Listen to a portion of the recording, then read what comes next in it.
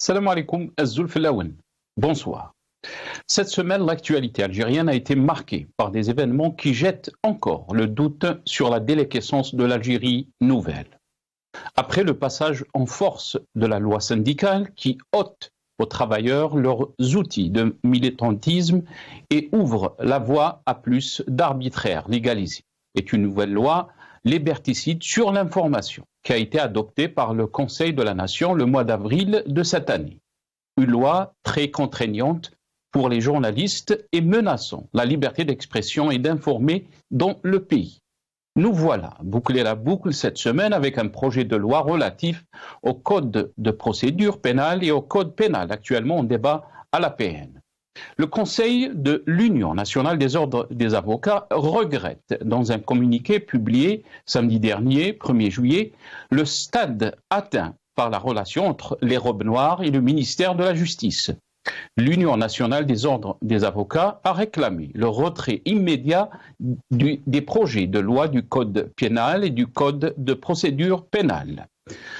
L'Union nationale des ordres des avocats s'est, à cet effet, dite surprise de voir les deux textes atterrir au Parlement alors qu'elle n'a pas été, fait-elle remarquer, associée à leur préparation, ce qu'elle considère comme une exclusion préméditée et systématique. Dans un pays qui se tient debout, respectueusement, la justice est avant tout indépendante et au-dessus de toutes les institutions de l'État, des personnalités politiques et du citoyen. Le 5 juillet fête l'indépendance de notre pays, 61 ans après. Quel bilan? M. Abdelmadjid Tebboune a profité de cette occasion pour inaugurer plusieurs projets. Il a même posé mercredi la première pierre du projet de réalisation de la nouvelle ville médiatique Dzaïr Média Cité, à Ouled Fayet à Alger. Et ce, dans le cadre des festivités de la célébration du 61e anniversaire de la fête de l'indépendance et de la jeunesse. Comment peut-on parler de ville médiatique, de jeunesse, dans un système politique qui empêche toute critique ou toute voix discordante à sa politique? La presse libre sera toujours au banc des accusés, quoi qu'elle fasse. 61 ans après, l'Algérie a connu un parcours compliqué, avec des défis économiques, politiques et sociaux à la mesure de la complexité de son histoire. Les aspirations du peuple à un État-nation solide, stable et fonctionnel, incluant une gouvernance transparente, des institutions démocratiques, le respect des droits de l'homme, le développement économique, l'équité sociale et une justice indépendante sont toujours d'actualité. Au vu du statu quo prévalant, il est opportun de souligner que l'Algérie est sous influence. Son armée, qui a joué un rôle central dans la libération, ne s'est jamais écartée de la vie politique du pays depuis l'indépendance en 1962. Farhat Abbas disait « La nation algérienne renaîtra de ses cendres quand l'autorité qui s'est exercée contre elle s'exercera pour elle.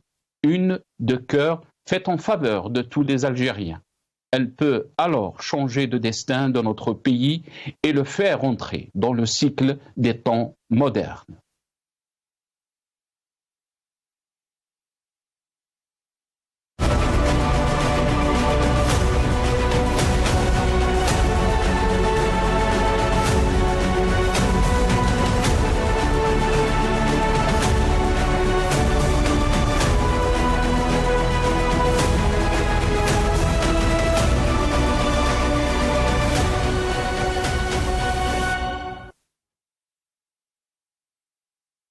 Rétro info de la semaine comme chaque samedi. On va revenir bien sûr sur l'actualité de cette semaine en Algérie.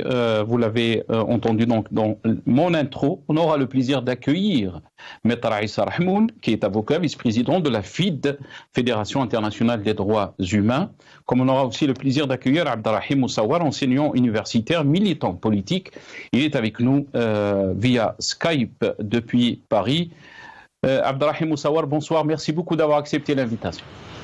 Bonsoir Nassar, bonsoir à toute l'équipe de Le Magharibia, bonsoir à notre ami Issa Rahmoun, merci pour l'invitation.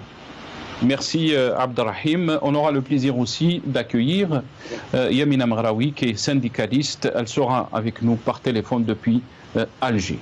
Abderrahim Moussawar, je vais commencer cette émission avec vous. Bien sûr, on va revenir sur l'indépendance, 61 ans après l'indépendance de notre pays. Quel constat, quel bilan. Mais avant tout, on va commencer par cette loi qui a été discutée donc, au Parlement et qui touche le changement que le régime veut opérer dans le système judiciaire.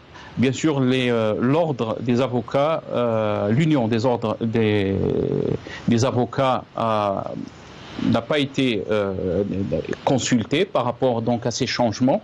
Qu'est-ce que vous en pensez, Abderrahim Moussawar, cette façon de gérer, cette façon bien sûr de dire qu'on est dans une Algérie nouvelle, dans une nouvelle dynamique, si on peut dire, une autre façon de gérer les choses qu'auparavant. Votre réaction, Abderrahim Moussawar? Concernant le terme Algérie nouvelle, je pense qu'il revient régulièrement, notamment dans la bouche du président désigné en 2019 par la junte militaire en Algérie. Il me semble que c'est une Algérie anciennement nouvelle, ou je ne sais pas si nouvellement ancienne pourrait s'appliquer, sauf que là nous sommes en 2023 et je pense que les deux questions de cette Algérie nouvelle et de l'indépendance de l'Algérie en 1962, on peut faire le constat, ça veut dire 61 ans après, on se pose des questions, où en est l'Algérie qui a donné des hommes et des femmes qui ont su se battre contre l'une des plus grandes puissances coloniales du XXe siècle, les enfants, les petits-enfants de ces martyrs, de ces grands moudjahidines, qui ont non seulement enlevé toute couverture diplomatique à la France coloniale de l'époque, mais qui ont pu rallier la majorité des pays au monde à la cause algérienne. Aujourd'hui, on se pose la question, est-ce que le serment des martyrs a été respecté? Est-ce que le sacrifice ou les sacrifices des hommes et des femmes, shuhada ou shahidat, a été respecté? Et dans la construction des institutions de l'État, est-ce que le fonctionnement auquel nous assistons, je reviens à ta question qui me semble quand même très importante concernant ce qu'il se passe actuellement sur le plan politique, sur le plan syndical, sur le plan légal aussi, législatif, la promulgation de lois à l'Assemblée nationale, on se pose la question sérieusement, est-ce qu'on est arrivé aujourd'hui à la construction d'une Algérie telle qu'elle a été souhaitée par ceux qui se sont sacrifiés pour son indépendance? Je pense que non, non seulement non, mais on peut aller plus loin dans les constats amers, dans les constats décevants, dans les constats qui posent problème aujourd'hui à l'Algérie, notamment sur le plan national et international. Quand je dis sur le plan national et international, parce qu'aujourd'hui la question géopolitique ne peut pas être négligée, elle n'est pas du tout négligeable par rapport aux changements qui s'opèrent sur la scène internationale. Mais en Algérie, d'ailleurs, si tu me permets Nassar rapidement, je tiens à rendre hommage à toutes ces avocates, à tous ces avocats qui continuent jusqu'à aujourd'hui dans cette Algérie nouvelle, entre guillemets, de défendre, de se battre pour les libertés individuelles et collectives et d'accompagner, malgré toutes les difficultés, malgré les bâtons dans les roues qu'essaie de mettre ce régime, les détenus politiques et d'opinion. Donc il me semble que si les avocats, c'est l'ordre des avocats en Algérie contestent cette loi qui est encore une fois plus liberticide que les précédentes, il me semble que ça s'inscrit logiquement dans la continuité des manœuvres de ce régime après le code, l'article 87 bis du code pénal visant à incriminer tout citoyen, toute organisation politique, tout militant, syndicaliste ou activiste politique visant aux militants pour un changement en Algérie, après avoir mis en place des alibis en incriminant des organisations, Rached, MAC, etc., après avoir mis en place toute cette stratégie pour accusés à travers des accusations mensongères pour placer sous mandat de dépôt, pour arrêter abusivement, pour incarcérer inhumainement des journalistes, des militants, des syndicalistes, des citoyens tout simplement qui élèvent leur voix pour un changement radical, je pense qu'aujourd'hui, il y a eu une sorte de réforme qui a été faite il y a quelques mois de cela concernant les investissements, concernant c'est-à-dire les lanceurs d'alerte qui seraient éventuellement poursuivis en justice, notamment ceux qui dénoncent la corruption, ceux qui dénoncent la mauvaise gestion des représentants, mais je dirais pas les représentants, je dirais les commis de l'État au niveau local en Algérie. Cette loi, ces réformes aujourd'hui visent tout simplement à anéantir définitivement le peu de démocratie, le peu de choses qui nous restent, à travers lequel on peut défendre les droits humains, les libertés collectives et individuelles en Algérie. Donc, il me semble que ce n'est qu'une continuité dans les manœuvres meurtrières d'un système qui veut museler la société définitivement. Nous avons vu comment les militants du Hirak, comment les manifestants ont été incarcérés, arrêtés, comment on a terrorisé des familles, on a terrorisé des citoyens. Donc je pense que devant cette difficulté sur la scène politique internationale, devant cette peur que le peuple reprenne des marches, parce que ce qu'il se passe aujourd'hui en Algérie, beaucoup pensent qu'il y a une omerta généralisée, il y a un oubli qui a été imposé, il y a la fermeture, tout le monde, tous les médias ferment les yeux sur ce qu'il se passe réellement en Algérie. Mis à part le Maghreb, bien sûr, qu'on remercie pour les invitations, mais je voudrais dire seulement que le système, il continue dans son piétinement des libertés fondamentales en Algérie. Très bien, restez avec nous, Abderrahim Moussawar. On a été rejoint par Yamina Mghraoui, qui est syndicaliste. Elle est avec nous par téléphone depuis Alger. Yamina Mghraoui, bonsoir, merci beaucoup d'avoir accepté l'invitation. Marhaba bik, Yamina. مساء الخير à tous les invités. مساء الخير à tous ceux qui nous écoutent le Magharibiya. Merci beaucoup Yamina Mghraoui, on vous remercie beaucoup d'avoir accepté l'invitation. Yamina Mghraoui, comment peut-on décrire la situation? On a vu ces dernières semaines votre opposition, votre colère par rapport à la loi syndicale qui a été donc promulguée, mais aussi la loi qui régit l'information en Algérie et le travail des journalistes. Là, on revient bien sûr cette semaine sur ces changements qui veulent être opérés par le pouvoir algérien concernant donc le code pénal en Algérie. L'ordre des avocats, bien sûr, a été en colère. Il a dit qu'il était dans une lettre qu'il était exclu, si on peut dire, de ces discussions concernant donc ce projet de loi. Qu'est-ce que vous en pensez de cette situation, Yamina Mghraoui? Est-ce que vraiment on est dans cette Algérie nouvelle ou est-ce qu'on est dans la continuité, comme ça a été dit par Abderrahim Moussawar, notre invité? Donc, il a tout à fait raison. On est dans l'absolue continuité. Concernant ce qui se passe sur le plan des législations, donc c'est une refonte profonde de toutes les lois fondamentales pour justement pouvoir surseoir cette dictature. Justement, on est en train de vivre donc pas un recul, mais donc un changement radical sur le plan des juridictions, sur le plan de la législation, donc un changement le changement des lois sur l'information, un changement de loi sur les élections, un changement de loi sur la gestion des syndicats. Maintenant, c'est le code pénal. Donc, ils sont en train, donc c'est une refonte globale et générale pour pouvoir mettre fin, donc c'est le coup de grâce à tous les acquis d'avant. Donc c'est maintenant d'une Algérie nouvelle. Effectivement, c'est une Algérie nouvelle qui sombre, qui bascule, basculent dans les ténèbres, parce que et dans les mensonges. Regardez ce qui se passe actuellement. Moi, je ne peux pas ne pas le rappeler par rapport aux réalisations, parce que pour ceux qui considèrent que l'Algérie est en train d'avancer sur le plan social, eh ben, c'est vraiment un véritable leurre. Regardez, il n'y a aucun investissement réel dans les services généraux, dans les services publics. Par contre, il y a une dilapidation, il y a une spoliation de l'argent, des deniers de l'État. Donc, regardez, on n'investit pas dans l'éducation, on n'investit pas dans le secteur de la santé qui est de plus en plus délabré, désintégré.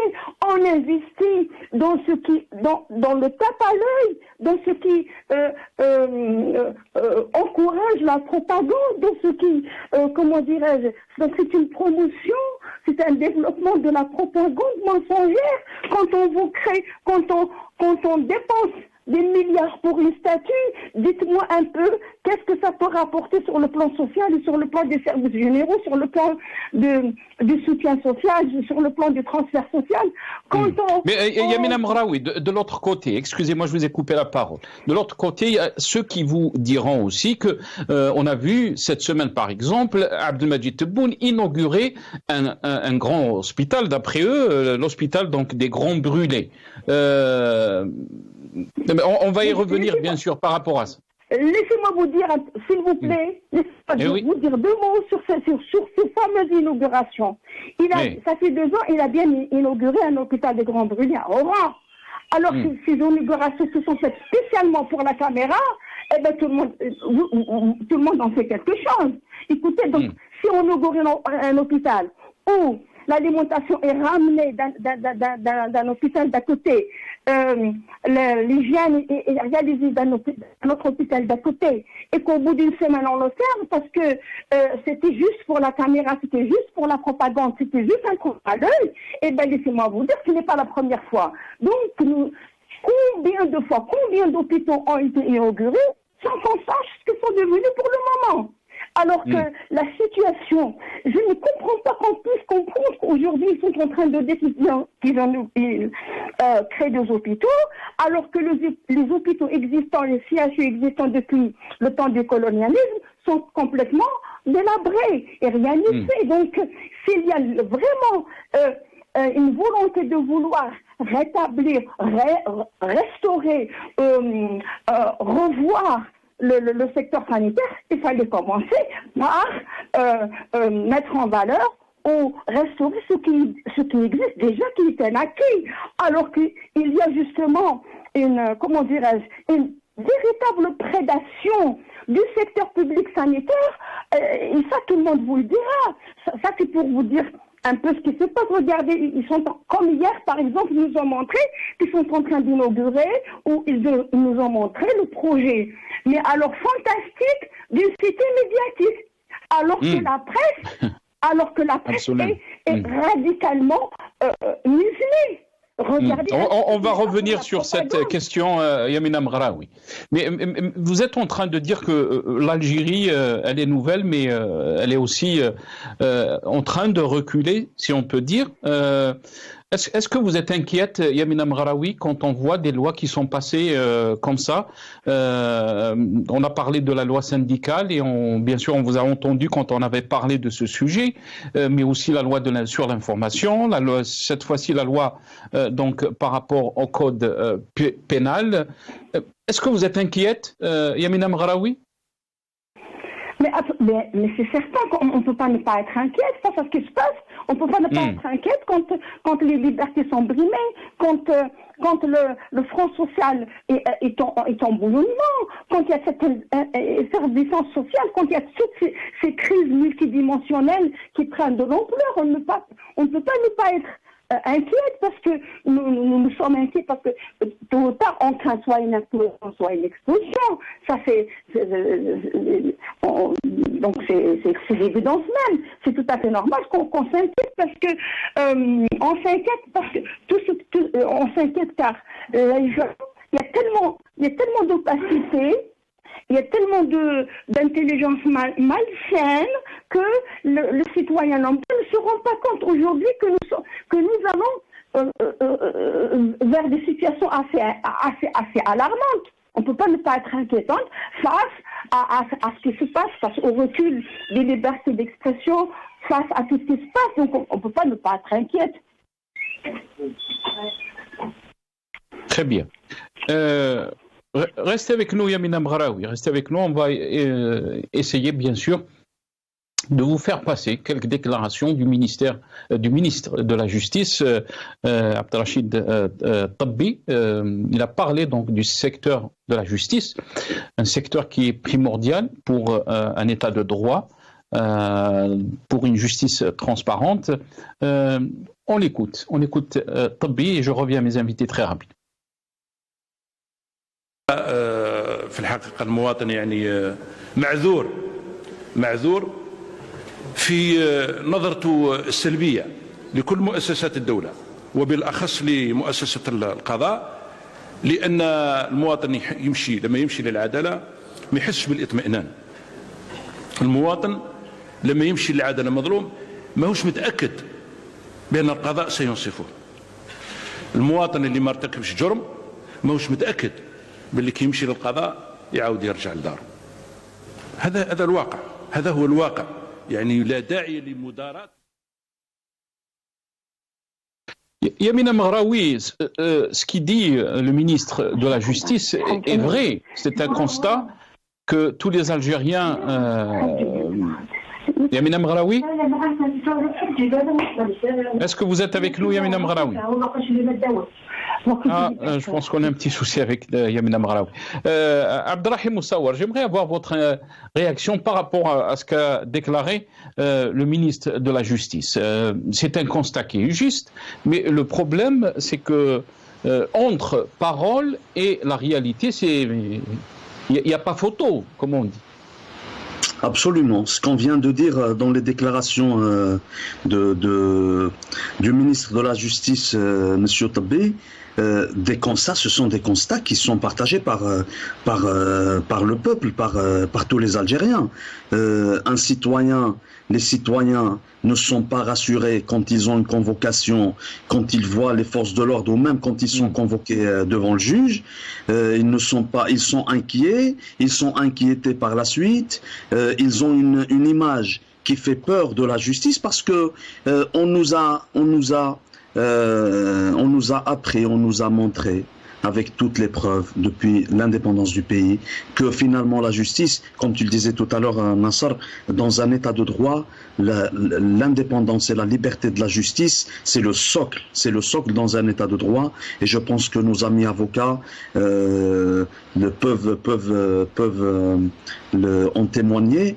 Et lorsque on fait de la justice un appareil et pas un pouvoir, un appareil judiciaire entre les mains du pouvoir, même pas du pouvoir exécutif, du pouvoir militaire qui a en sa possession, qui a l'hégémonie sur tous les pouvoirs en Algérie qui sont en réalité des pouvoirs de façade. On peut parler du pouvoir exécutif, législatif et judiciaire qui ne sont en réalité que des appareils entre les mains de cette junte militaire qui nous gouverne depuis longtemps. Et cette expression qui revient à chaque fois, la justice téléphonée ou la justice de téléphone, ça veut dire que le juge en Algérie, malheureusement, il n'a pas son mot à dire. Et la justice, dans un état de droit, elle devrait être connue pour sa droiture, pour sa justesse. C'est ce qui garde l'équilibre, c'est ce qui garde le fonctionnement juste, le fonctionnement adéquat dans un état de droit. En Algérie aujourd'hui, lorsqu'un citoyen, lorsqu'un militant, lorsqu'un syndicaliste, lorsqu'un activiste politique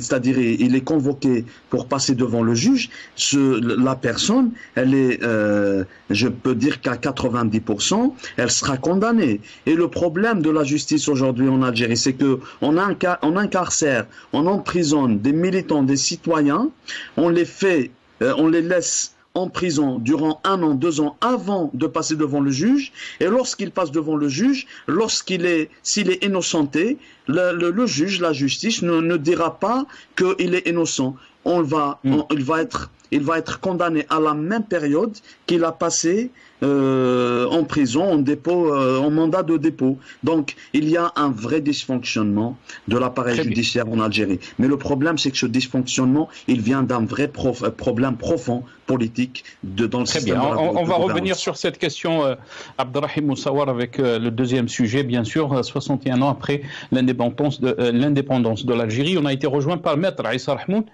qui est avocat vice-président de la FID. Maître Aïssa Rahmoun, bonsoir. Merci beaucoup d'avoir accepté l'invitation. Bonsoir, c'est Nassar. Bonsoir aux invités et aux téléspectateurs.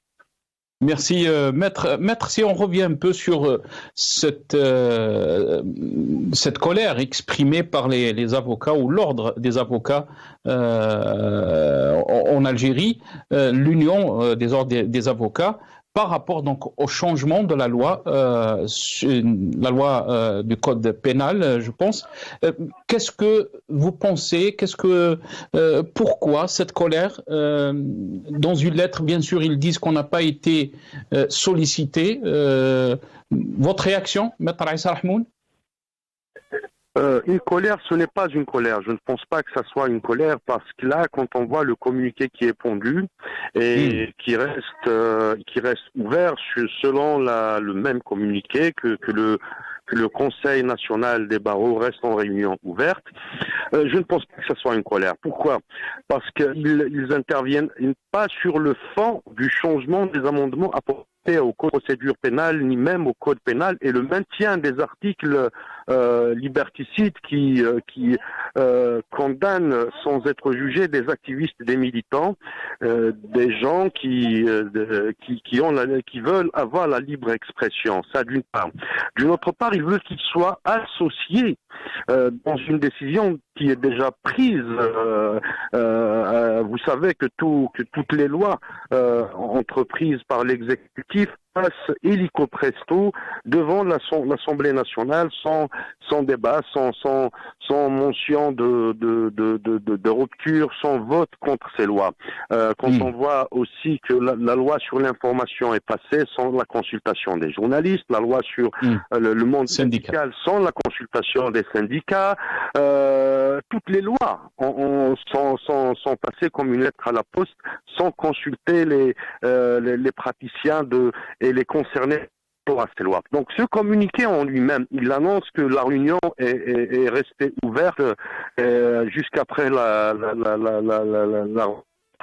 judiciaire qui coïncide avec le 15 septembre. D'ici le 15 septembre, les amendements faits au code de procédure pénale et code pénal vont passer haut la main. Donc aujourd'hui, il s'agit d'une agitation. Peut-être, il s'agit de toute façon, pour moi, c'est une action qui est destinée en interne pour la corporation, c'est-à-dire qu'on est là et qu'on essaie de défendre vos intérêts en tant qu'avocat et le monde de la défense. Il y a de graves dérives dans le code de procédure pénale qui est apporté, qui remet en cause le procès équitable, la non-assistance de la défense durant la garde à vue. Je ne pense pas qu'un communiqué suffit pour décrier sa colère, mais plutôt une action très dure, à savoir le boycott de la rentrée, le boycott des audiences, le boycott de la criminelle, le boycott de beaucoup de travail au niveau des juridictions. Ce n'est pas un simple communiqué avec lequel on va pouvoir changer les choses. Yamina Mghraoui est avec nous, Maître Aïssa Rahmoun. Elle a dit qu'on est en train de mettre fin à tous les acquis concernant donc en termes de si on peut dire de liberté de la presse, en termes aussi de loi. Est-ce que vous pensez la même chose, Maître Aïssa Rahmoun, surtout par ces lois liberticides, comme vous l'avez dit? Tout à fait. La situation, elle est pareille à la situation en Tunisie. On dirait qu'il y a un mot d'ordre que les deux régimes se sont donnés, remise en cause des acquis. Un pour l'Algérie d'octobre 88 et remise en cause des acquis de février 2011 en Tunisie. Donc il s'agit effectivement de fermer cette parenthèse des libertés, de fermer cette parenthèse de l'ambiance sociale, de la vie sociétale, de la participation du citoyen, de l'exercice de la citoyenneté en Algérie. Effectivement, j'ai lu un bulletin d'un journaliste, Mohamed Diwan, qui faisait la comparaison entre la transition du troisième mandat de Chadli Benjdid vers plus d'ouverture démocratique qui a duré un petit laps de temps, et on est dans une autre transition politique, mais vers plus de dictature, plus d'autoritarisme, plus de répression qui va s'abattre sur le monde syndical, sur la société civile, sur les partis de l'opposition, la liberté d'expression et d'écriture aussi. Donc effectivement, je rejoins la Marlaoui, la syndicaliste, qui dit que les acquis d'octobre 88 sont remis en cause. Pire que cela, il y a un dispositif, un arsenal juridique qui s'installe de fur et à mesure, voulant plomber la vie politique en Algérie, voulant plomber, atomiser la société civile. Alors je vous rappelle la dissolution de deux ONG phares qui sont nées après octobre 88, qui sont le Rassemblement Action Jeunesse et la Ligue algérienne de défense des droits de l'homme. On se pose vraiment la question, quel était le rôle de l'élite dans ces opérations de dissolution, d'extinction de la société civile en Algérie? Quelle a été la position de l'opposition, si elle existe en Algérie aujourd'hui? On voit aussi une loi qui interdit l'activité syndicale, ce que le régime appelle aujourd'hui le syndicalisme politique, qui est remise en cause. Et les syndicats, les syndicats, à part les syndicats autonomes qui essayent de résister, de résister à cette chef de plan, il n'y a aucune réaction de cette élite sociale et politique à la fois. Très bien. Restez avec nous, Maître Aïssa Rahmoun. Vous avez posé une question qui est très importante. Yamina Mghraoui, la question qui a été posée par Maître Aïssa Rahmoun sur le rôle de l'opposition, de l'élite, par rapport à ce qui se passe en Algérie. On est en train de voter des voix, de faire passer des projets liberticides. Où est cette opposition, si on peut poser la question de cette façon, Yamina Mghraoui? Mais écoutez, le régime en place a mis des verrous partout. Il a, comment dirais-je, il a travaillé pour mettre en place une société civile sur mesure, des partis sur mesure, donc la vraie opposition. Donc, elle n'est pas elle est bannie. Regardez ce qui s'est passé pour le PST, ce qui s'est passé pour le MDS, ce qui s'est passé pour tous les partis qui ont eu le courage de s'opposer ouvertement à tout ce qui se passe en Algérie. Justement, regardez ce qui s'est passé à Raj, à la Ligue des droits de l'homme, à tous les éléments, à toutes les personnes qui s'érigent contre toutes les injustices, contre les mesures liberticides, contre l'expoliation des richesses, des valeurs de ce pays. Regarde combien d'universitaires, combien de chercheurs, combien de juristes, combien d'avocats, combien de journalistes ont connu la prison. Ils y sont à ce jour en prison pour avoir justement, pour s'être opposés à ce qui se passe, à cette situation jamais vécue en Algérie. Donc, moi, Maître Aïssa Rahmoun a tout à fait raison. C'est légitime de s'interroger sur le rôle que pourrait jouer une opposition, mais il faut pas.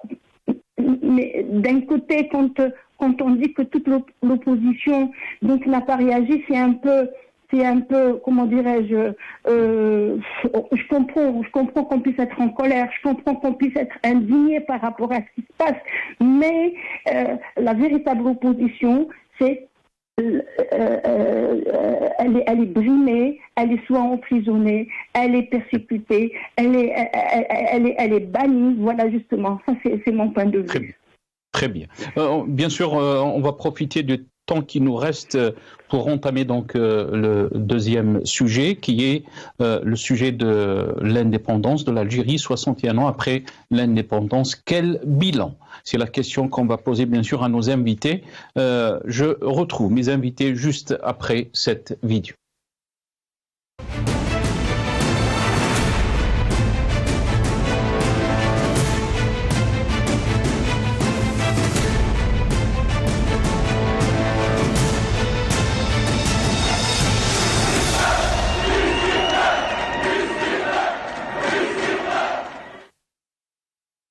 « 61 ans donc après l'indépendance de l'Algérie. Quel bilan ? Donc par rapport à la situation que vit notre pays sur tous les plans, politique, économique, social. La question est posée pour vous, Abdrahim Moussawar. Qu'est-ce qu'on peut dire? Bien sûr, on a commencé l'émission par rapport à ces lois liberticides, à la situation politique, mais aussi non seulement politique. Qu'est-ce qu'on peut dire 61 ans après? Qu'est-ce qu'on a fait de cette indépendance, des sacrifices de nos aïeux, des valeureux Abdrahim Moussa. La première des choses à ce propos, je pense que ce serait important de rappeler les sacrifices de nos grands-parents, de ceux qui sont tombés dans le champ d'honneur pour que vive une Algérie telle qu'elle a été souhaitée par eux-mêmes, par elle-même. À savoir une Algérie libre, une Algérie démocratique, une Algérie basée, ayant les bases, les fondements d'un état de droit, une Algérie des institutions, une Algérie où l'Algérienne et l'Algérien se reconnaissent dans leur histoire, dans leur culture, dans leur identité, dans leur personnalité, dans leur liberté fondamentale et dans leur droit à la vie décente. Je pense qu'aujourd'hui, il serait important de se poser la question, est-ce que réellement cette indépendance a été respectée telle qu'elle a été arrachée par nos grands-parents? Je pense que la réponse, bien sûr, c'est non. Je pense qu'on n'est pas plus avisé que Farhat Abbas qui parlait de l'indépendance confisquée, de Mohamed Boudiaf qui se posait la question où va l'Algérie, ou Hussein Ahmed qui dans les années 2000 a clairement dit à propos de Bouteflika comme quoi il avait mis l'Algérie sous le protectorat de la France. Je pense que mon frère Nassar, il est important de parler de cet élan néocolonial. Le néocolonialisme, j'assume ce que je dis, après la vague du colonialisme, il y a eu dans la majorité des pays anciennement colonisés par les puissances occidentales, des régimes qui ont été mis en place, des systèmes, des régimes compradors qui jouent exactement la carte du néocolonialisme. Un Algérien interdit de s'exprimer, de parler, interdit dans ses libertés, dans ses droits fondamentaux dans la période coloniale. Aujourd'hui, est-ce qu'il y a une différence? Ils se trouvent, c'est-à-dire ils sont emprisonnés, ils sont injustement incarcérés, ils sont même torturés. Dans un état de droit qui se respecte, il y a des institutions. L'État, les institutions ainsi que le peuple sont soumis au droit au même titre les uns que les autres. Aujourd'hui, nous avons un président désigné qui parle au nom de la justice, qui se prononce même au nom de cette institution qui devrait jouer l'équilibre dans un état de droit. Aujourd'hui, le constat il est tout à fait amer. Je ne suis pas dans le défaitisme, je ne suis pas en train de dresser un tableau juste c'est-à-dire pour semer le désespoir comme le fait ce système. D'ailleurs, il le fait de façon excellente, mais de dire la réalité des choses. Nous voulons vivre dans un état de droit, dans un pays où les institutions jouent le rôle comme il le faut. Ainsi, c'est-à-dire honorer la mémoire de nos martyrs, les Rahman. Très bien, restez avec nous, Abdrahim. Vous avez parlé d'Aït Ahmed, on va faire passer donc cette vidéo. On écoute Aït Ahmed. الجزائر حصلت على استقلالها وإنما ما شيدتش الدولة المنتظرة، الدولة التي وعدنا بها الشعب الجزائر أول نوفمبر 54 عندما نادينا الشعب للكفاح التحريري ووضحنا الأهداف ألا وهي تأسيس جمهورية ديمقراطية اجتماعية في إطار احترام مبادئ الإسلام، وإنما هناك زمرة من الجنرالات العسكريين والمخابرات هما اللي ماسكين زمام الأمور في الخفاء بدون ما يأخذوا مسؤوليات، بدون ما يعطوا حساب، ويستعملون المدنيين ومؤسسة مدنية كظاهرة لا قيمة لها، لأن أصحاب القرار هم العسكريين. Maître Issa Rahmoun, Aïd Hamid Rabbi Rahmou a tout dit dans ce passage. Est-ce qu'on peut parler d'indépendance, tout simplement? Est-ce qu'on peut parler de gâchis, mais aussi d'échec? Votre réaction? Je pense que c'est Hamid Rabbi Rahmou a tout résumé, effectivement, en disant que si nous avons libéré le tourisme. Maître Issa Rahmoun, désolé, on a juste un petit souci avec la connexion. Si vous pouvez changer de place. Allô? Oui, je vous entends, sénateur. Ah, très bien. Là, on a la connexion est meilleure. Allez-y. Je vous en prie, maître. Je disais que Hossein Hamid Rabbi Rahmou a tout résumé. En 3 paragraphes, il a résumé la situation. Si le peuple algérien et les valeureux guerriers de l'ALN et les politiques du FLN ont réussi à libérer le territoire, aujourd'hui, l'humain, la société algérienne, elle ne s'est pas encore libérée du colonialisme, mais aussi de cette dépendance culturelle, économique, politique de l'Algérie vis-à-vis des autres États. Aujourd'hui, ceux qui ont libéré le pays, c'est des ayants cause. Ils se sont érigés tantôt après l'indépendance comme étant des ayants droit. Et le premier virage de la falsification de l'histoire, de la confiscation de l'indépendance et de la libération des Algériens était le slogan Hadek, seul le peuple est héros. Le seul héros, c'est le peuple.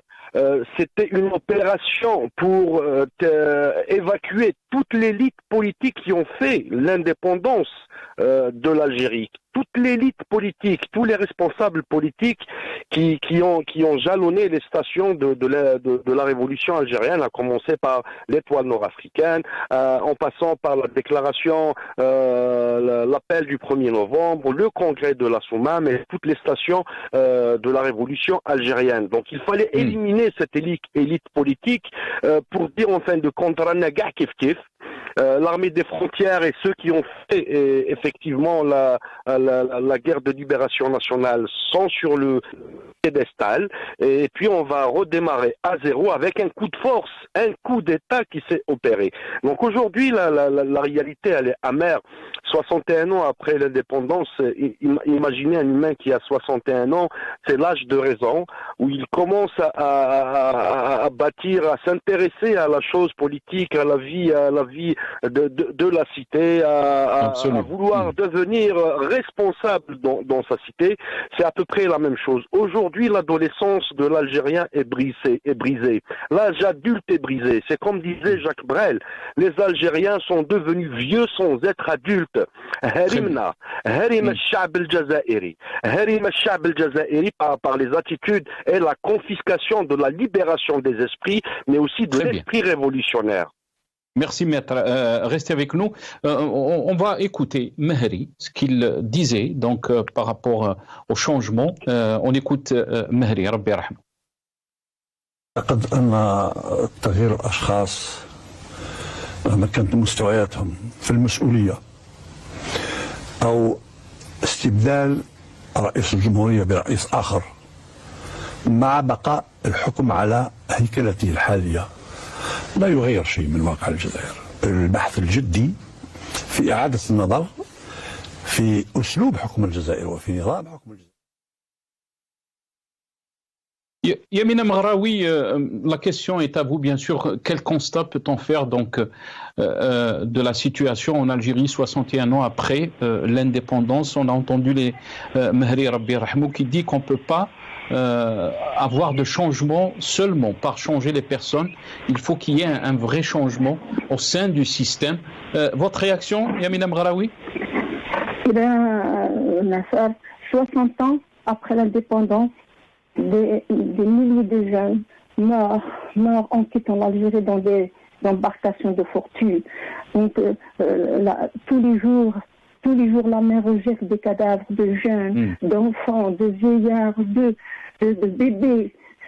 Ça se passe 60 ans après l'indépendance. 60 ans après l'indépendance, l'Algérien n'arrive pas à avoir un sachet de lait. 60 ans après l'indépendance, l'Algérien ne peut pas accéder à un logement décent, à un travail décent, sans subir toutes les misères. Donc, 60 ans après l'indépendance, nous avons le secteur sanitaire le plus dégradé, le plus vétuste de la région. Donc c'est ça le résultat de l'indépendance. Donc 60 ans après, nous n'arrivons pas à nous exprimer. 60 ans après l'indépendance, quand on exprime une idée, on se trouve en prison.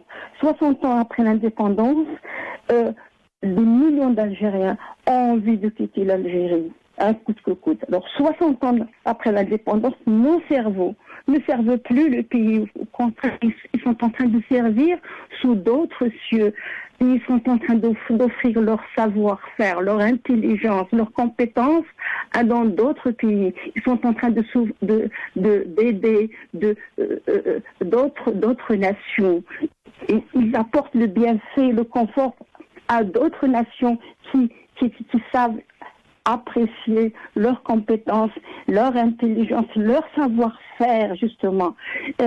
Donc, c'est vraiment dommage de le dire, comme vous le constatez. Donc, c'est pas avec joie qu'on dresse ce tableau noir, mais c'est la vérité. Donc, même ceux qui ne veulent pas voir ce qui se passe réellement, c'est que ils sont en train de vivre derrière un voile où il y a cette opacité, parce quand il n'y a pas de liberté d'expression, quand les médias sont en train de refléter tous les jours des fausses informations, tous les jours donc des mensonges, tous les jours des images irréelles qui vous montrent une Algérie qui fait rêver tout le monde.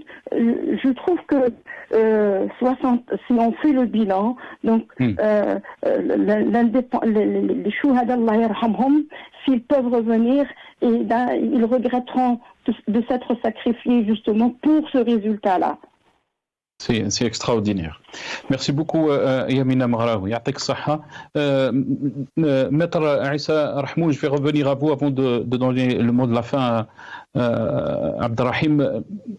Qu'est-ce qu'on peut dire par rapport à la situation? Le constat de Yamina Mgharaoui est extraordinaire quand elle a parlé aussi. Si Chouhada revenait, ils vont se dire pourquoi on s'est sacrifié pour en arriver à cette situation. Pourquoi on est arrivé à cette situation? Très rapidement. La réponse, elle est toute claire. On a en face de nous un régime qui, par la violence, qui par le déni, par la négation de toute voix discordante, essaye de se maintenir et se maintient par la force au pouvoir. Ça les intéresse pas aujourd'hui de voir une autre classe politique. D'ailleurs, l'un des objectifs de ce régime est de faire regretter au peuple algérien toutes les révolutions qu'il avait menées. Aujourd'hui, ça ne va pas vous étonner quand des jeunes en France ou un peu partout en Europe refusent de revenir au pays, préfèrent prendre d'autres nationalités que la nationalité algérienne pour vivre dans l'aisance, dans la liberté, pour qu'ils respirent en fin de compte. Aujourd'hui, même le même phénomène après le 22 février 2019, le régime veut faire croire aux Algériens qu'ils ne peuvent rien faire, qu'ils sont immatures pour l'exercice de la citoyenneté. Ils veulent leur faire détester l'esprit révolutionnaire et l'esprit du progrès, la demande de l'état de droit. C'est tout ce que le peuple demande. C'est la demande de l'état de droit et la revendication de mécanismes démocratiques pour accéder au pouvoir et pour quitter le pouvoir. Les Algériens, ils ne demandent pas à être les meilleurs au monde, mais simplement vivre une vie digne, une vie décente et en toute liberté. Merci beaucoup, Maître Issa Rahmoud. Je vous laisse le mot de la fin. Abderrahim Moussawar, ça a été aussi la fête de l'indépendance, mais aussi la fête de la jeunesse. Cette jeunesse qui fait, si on peut dire, une grande partie de la population algérienne qui a joué un rôle dans la révolution de libération, mais aussi qui a joué un rôle dans le Hirak, Abderrahim Moussawar. Absolument. Quand est venu le Hirak en février 2019, les jeunes Algériennes et Algériens ont clairement dit à ce système qui nous gouverne: laissez-nous gouverner notre pays, on ne va pas vous juger.